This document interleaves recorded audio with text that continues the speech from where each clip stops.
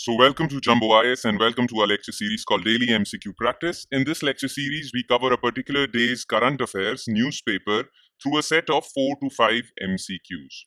Now, the purpose of this lecture is that you guys cover your current affairs on a daily basis, plus you get the much needed MCQ practice, which would come in very handy for your next year's prelims examination.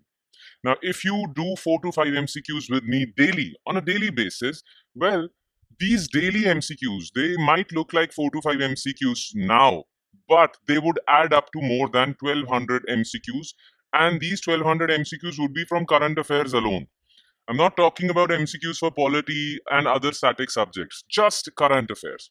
So as far as current affairs are concerned, you don't have to worry about that for your next year's prelims examination, provided you follow our two lecture series. One is daily news and shorts, and the other is daily MCQ practice. Okay, your current affairs would be taken care of if you are consistently, regularly following this lecture series. Okay, so enough of the introduction. Now let's straight away jump to question number 1. Consider the following statements regarding Clean Plant Program of the Union Government. It aims to develop large-scale nurseries for multiplication of good horticultural plants. Half budget for this program shall be sourced from Asian Development Bank. 9 clean plant centers shall be built under this program, which will provide mother plants for nurseries. How many of the above statements are correct? Now look, recently, Government of India launched Clean Plant Program. And Government of India launched this program to boost India's horticulture sector. There is increasing demand for fruits and vegetables plus exotic fruits like avocados, blueberries, cranberries, right? Now, mostly India imports these exotic fruits and vegetables. Wants to grow them in India itself. Yes, Indian government wants that we shouldn't be import dependent as far as these horticultural products are concerned. We should grow them. But for growing them, you need to import plants. For example, avocado doesn't grow naturally in India, but you can import a plant from the Mediterranean region and then grow it here in India, right? So for that, Clean Plant Program was launched so that clean plants of these exotic fruits and vegetables are developed in India, in clean plant centers in India, and then given to nurseries for multiplication. These plants would be multiplied and given to farmers. So first statement is correct. Now, this entire project is around 2,000 crores or quarter less than 2,000 crores, around 1,700 something crores, right? Half of that budget would be given from Asian Development Bank in the form of a loan. Okay, so Asian Development Bank is going to give us a loan which would fund half of this project, and the other half would be sourced from the Mission for Integrated Development of Horticulture. This mission is already underway, and some of the money would be taken away from this mission and given to Clean Plant Program. All right, so this is also correct. And for this project, for this program, 9 clean plant centers shall be built in different cities of India, Nagpur, Hyderabad, and other cities. Okay, so this is also correct. All three are correct. The correct answer would be C. Okay, now let's move to question number 2.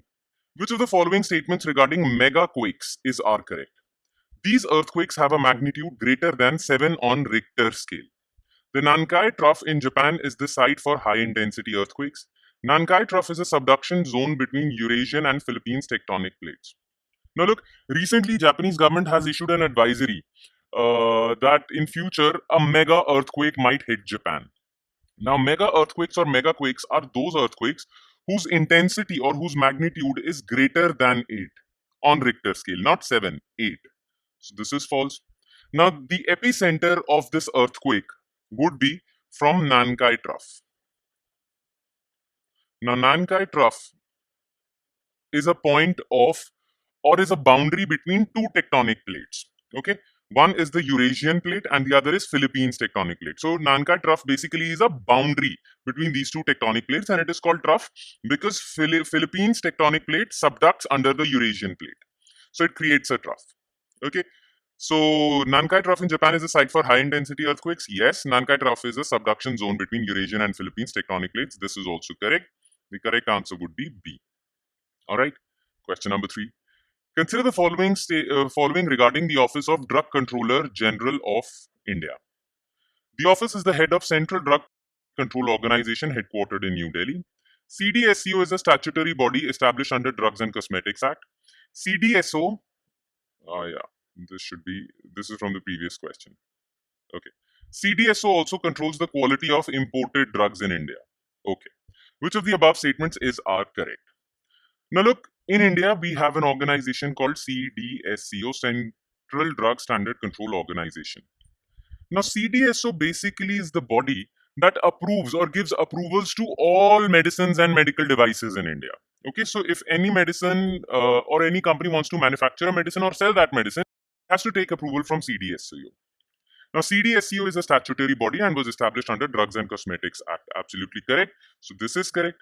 Now, CDSO is headquartered in New Delhi and it is headed by Drug Controller General of India. So this is also correct. Now, any drugs, whether they are produced in India or they are imported from elsewhere, their quality control lies with CDSO. Okay, so all statements are correct. All right, let's jump to question number 4. Consider the following statements with respect to village defense guards. It was established as village defense committees by Home Ministry during 1990s. It provides residents of disturbed areas with weapons and training. They function under SP, SSP of the district concerned. Okay. Now recently, J&K Police's DGP, Director General of Police, R.R. Swain, he said that village defense guards will be equipped with modern machinery, better equipments, and night vision goggles, so that they can support security forces in the counter infiltration attempts by terrorists from Pakistan across the international border. Okay, as you guys all know, that Jammu region is pretty active these days as far as terrorist attacks are concerned, and these terrorists have infiltrated from the international border from Pakistan.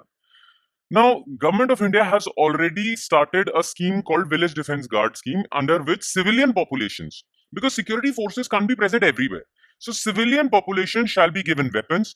They will be trained to fight terrorists in case they are coming from international border. All right. Now, this scheme was started in 1990s by the Home Ministry. Okay, and back then it was named as Village Defense Committees. Okay, but now they are named as Village Defense Guards. Okay, so first statement is correct. It provides residents of disturbed areas with weapons and training. Absolutely correct. Now, each Village Defense Guard group in a particular district shall function under SP, Superintendent of Police of that district, or SSP, Senior Superintendent Police of that. Superintendent of Police of that district. All right. Third statement is also correct. All statements are correct. Okay. And last but not the least, consider the following statements regarding Krishi Vigyan Kendra. The first KVK was established by Indian Council of Agricultural Research in 1974. 60% of funding for KVKs come from central government and the rest from states.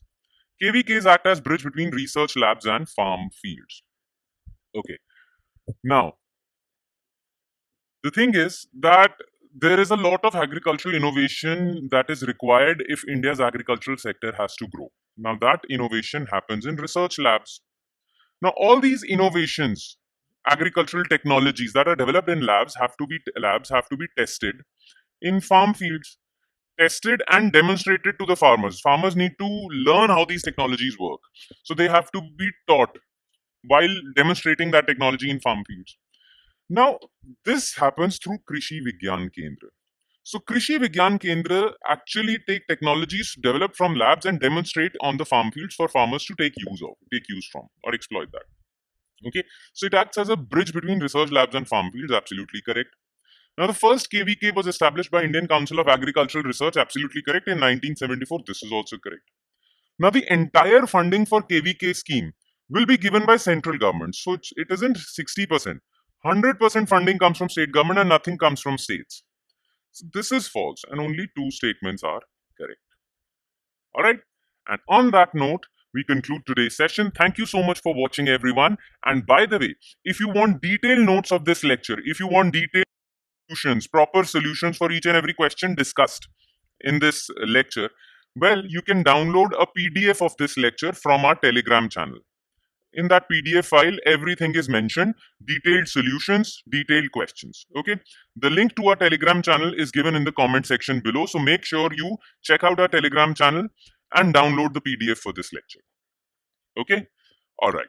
On that note, I'll be signing off. Thank you so much for watching, everyone, and I'll see you next time with another day's current affairs through MCQs.